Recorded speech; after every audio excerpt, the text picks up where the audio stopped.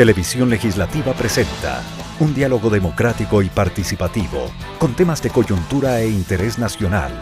Diálogo, un espacio para todas las voces. A continuación.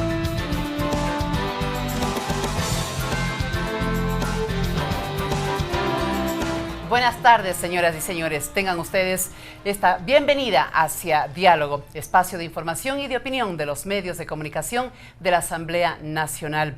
Nuestro programa se difunde a través de la radio en todo el territorio ecuatoriano. Esto significa en las 24 provincias del país, en las 4 regiones de la patria.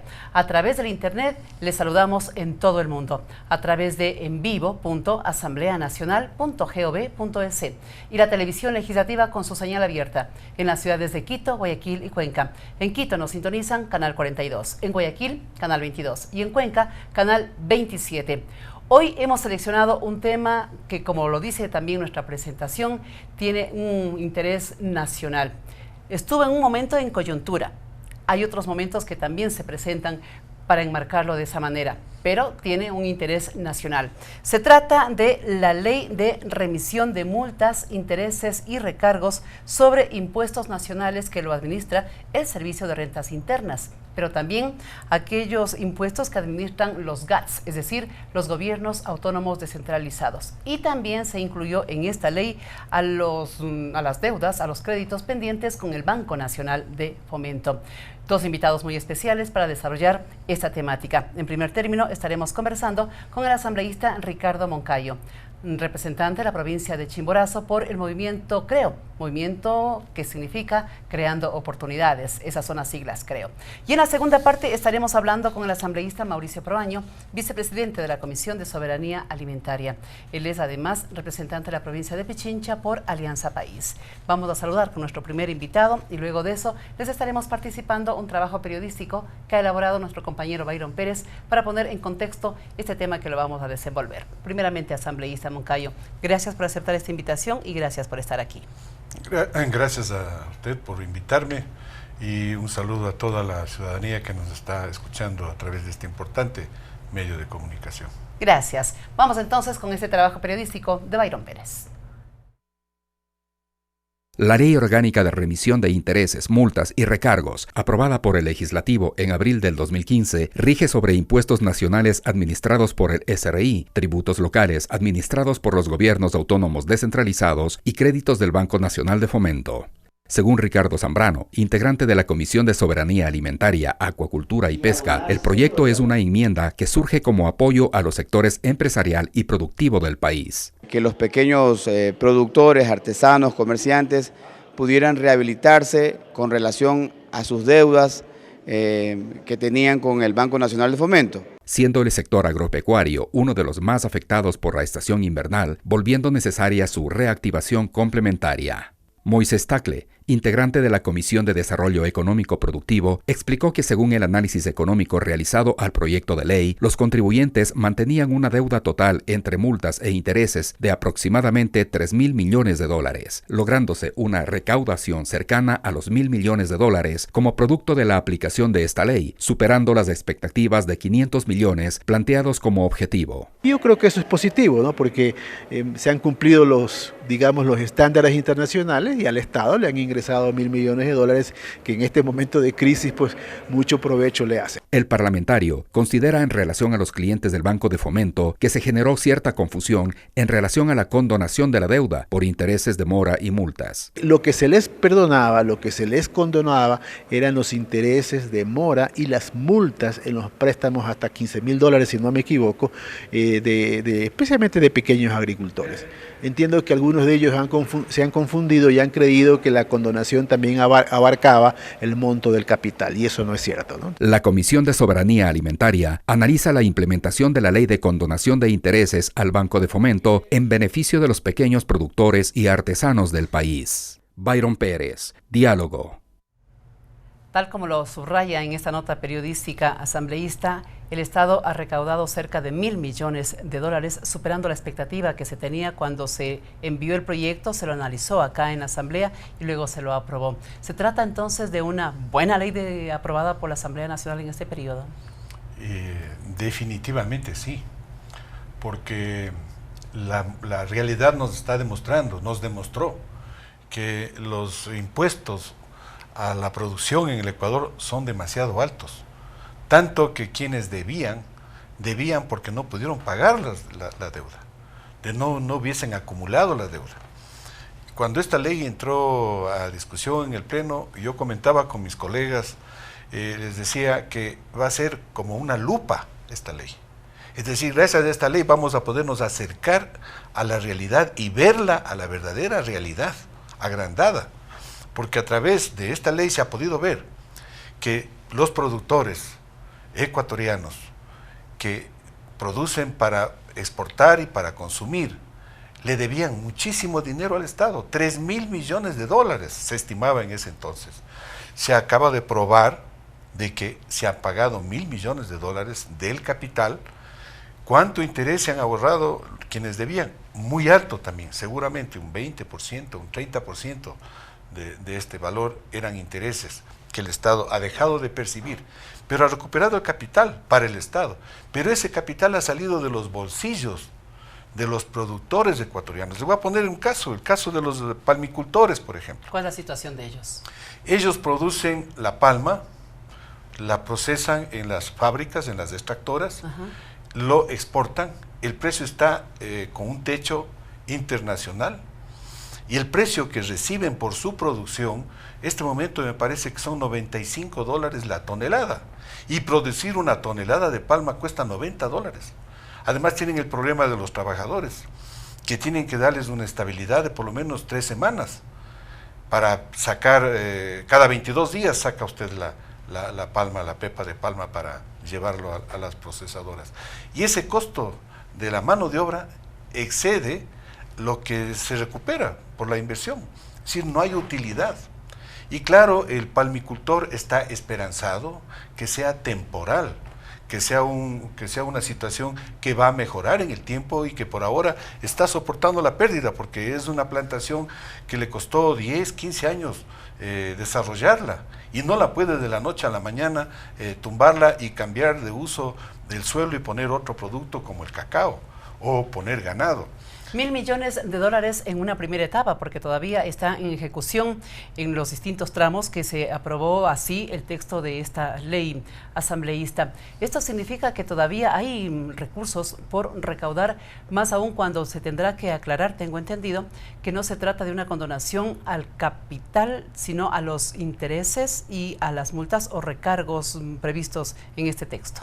Por supuesto que estamos en una etapa de aplicación de este proyecto, de esta ley que ya fue publicada en mayo, ¿no?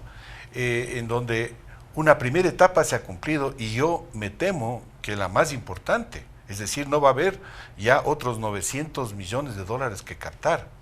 Ya lo que toque captar será tal vez 100 o 200 millones de dólares, porque muchos ecuatorianos que tuvieron que pagar esto, hicieron préstamos para pagar, para beneficiarse. Porque además el beneficio era del 100%. Exactamente, el 100% de los impuestos y de los, digamos, de los intereses multas y de las multas y de la mora, ¿no? Entonces, no, por supuesto que no hay que creer que esto significaba ahorro de capital, no. La deuda había que pagar en su totalidad para beneficiarse del 100% de los intereses, pero se estima que se ha pagado un 30% de la deuda. Es decir, todavía hay 2.000 millones de dólares que ecuatorianos que producen le están todavía debiendo al Estado por concepto de impuestos. Esto nos debe llevar a analizar si efectivamente en el Ecuador se puede hacer un negocio con unos impuestos tan altos. Aquí hay muchos impuestos, hay como 7 impuestos que le aplican a usted, a más del impuesto a la tierra. Usted tiene que pagar por el agua, en el caso de la palma usted tiene que pagar el transporte, tiene que pagar inclusive el control forestal. Hay impuestos que hay que pagar a los municipios. En algunas provincias como la mía, Chimborazo, hay que pagarle al Consejo Provincial por el uso de las carreteras. ¿Usted nos quiere decir con esto que no debería quedarse así como una ley de temporada, sino que podría ser un punto de partida para revisar el nivel de los impuestos, la existencia de ellos y la efectividad de los mismos en el Ecuador? Por eso le decía, esta ley fue una lupa para poder ver la realidad de la producción en el Ecuador, y nos ha podido demostrar de que hay demasiados impuestos en el Ecuador. Tanto es así que el productor va acumulando los impuestos con la expectativa de que más adelante los pueda pagar. Y si vemos que esto apenas ha recuperado 1/3 de la deuda, no va a cambiar la diferencia, o sea, van a seguir debiendo los 2/3. Esta ley, repito, tuvo esa virtud de que todos los ecuatorianos podamos ver y comprobar que se le debe mucho dinero al Estado por los impuestos. Yo creo que si el Estado quiere salir adelante, queremos recuperar una situación de producción en todos los campos, ¿no? En todos los ámbitos industriales, de comercio, agricultura, en todo, tenemos que bajar los impuestos. Esta situación de bajar los impuestos no es que estamos en contra del desarrollo o en contra del gobierno. Estamos dándonos cuenta a través de esta ley que no era posible que el productor pueda pagar todos los impuestos, y fue acumulando año tras año tras año, llegaba a pagar con las justas una parte y dejaba el resto para el siguiente año. Si no hubiera sido por esta ley, créanme ustedes, señores que nos están mirando, ya hubiesen habido unas cuantas empresas quebradas, porque en el pasado, recuerde usted cómo el Seguro Social asumía la industria, la empresa, porque la empresa no había podido cubrir los pagos de afiliación de sus trabajadores, y el empresario tenía que entregarle al seguro la empresa, y el Seguro Social se hizo cargo hasta de fábricas, de procesadoras, que luego los alquilaba, porque era la única manera de recuperar por lo menos el capital. Se trata de una materia económica, razón por la cual es el Ejecutivo el que tiene la potestad exclusiva, de acuerdo a la Constitución, para presentar iniciativas como estas. Pero sí sería bueno si quisiéramos provocar que desde la Asamblea Nacional salga algún pensamiento, alguna propuesta para que sea recogida en donde se tenga que recoger, para que, como usted lo ha dicho, esta lupa que revela una realidad que existía y que puede ser mejorada, sea mejor todavía atendida en una ley de mayor alcance, de mayor aliento, arquitecto. Y estamos sobre el momento histórico preciso. Porque justamente en los próximos días el Pleno discutirá sobre una ley que ha sido redactada rápidamente y viene acá con la intención de que la Asamblea en menos de 30 días la apruebe, porque están conscientes quienes administran el Estado que necesitan recursos, necesitan dólares para seguir subsistiendo como Estado, y ahora sí creen en empresa privada. Hace un momento en la Comisión de Educación yo les recordaba los discursos de algunos asambleístas en esa comisión, que por ejemplo decían que de la educación no se debe lucrar. Había un resentimiento con las personas que tenían un negocio porque lucraban. Mire, la misma Constitución reconoce la existencia del mercado, y el mercado se maneja con el tema de la demanda y de la oferta, que son las leyes que juegan entre sí para generar la riqueza, para generar la comodidad de todos, de Estado y de productores. Hoy se dan cuenta que el sector privado es el gestor, es el músculo de la economía, porque el Estado dejó de ser el productor de la riqueza. Ya no tenemos riqueza generada por el Estado, que es el pozo petrolero, solo tenemos la riqueza generada por la empresa privada, que es la que genera puestos de trabajo, exporta y trae dólares. Es el momento preciso para que reflexionemos. ¿Qué clase de país queremos? Un país en donde el Estado es dueño de los sectores productivos, de la generación de recursos, o una gran empresa privada en donde el 99% de ecuatorianos participemos activamente en la producción y en la generación de empleo, y por lo tanto traemos los recursos para que podamos a través de los impuestos generar salud, educación, carreteras y todo lo demás. Es un círculo que tenemos que cerrarlo como un círculo virtuoso. Virtuoso y no vicioso. Para que justamente todos disfrutemos del desarrollo económico de nuestro país. Arquitecto, ¿quiénes pudieron haber estado en este segmento que logró beneficiarse de ese 100% de perdón de intereses, multas y recargos por parte del Estado a través de esta ley? ¿Cuáles eran? Era el ¿Quiénes podían sector, estar en era ese el sector? sector agropecuario, Ya. era el sector de la construcción, era el sector que produce bienes para la exportación, ¿no? O sea, hablemos productores de flores, productores de alimentos, agropecuario, la mayor parte, porque nuestra fuerte de exportación es agropecuaria, ¿no? En la zona de la costa tenemos exportadores ya de productos del mar, ¿no? Que también estaban debiendo y cantidades significativas.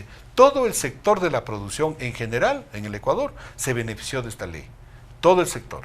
Fue un alivio para el sector productivo ecuatoriano. Lo que quedaría todavía pendiente es a lo mejor segmentos en donde las deudas eran un poco más pequeñas. Pero vamos a seguir desenvolviendo este tema. Les vamos a participar a ustedes de unos importantes mensajes a través de los medios de comunicación de la Asamblea Nacional, porque todavía nos resta algunos capítulos que contiene esta ley en vigencia, como por ejemplo, cuál podría haber sido el resultado que han logrado los gobiernos autónomos descentralizados y el propio Banco Nacional de Fomento. Ya volvemos con estas y otras inquietudes para nuestro primer invitado, el arquitecto Ricardo Moncayo, de la provincia de Chimborazo, por el movimiento Creo.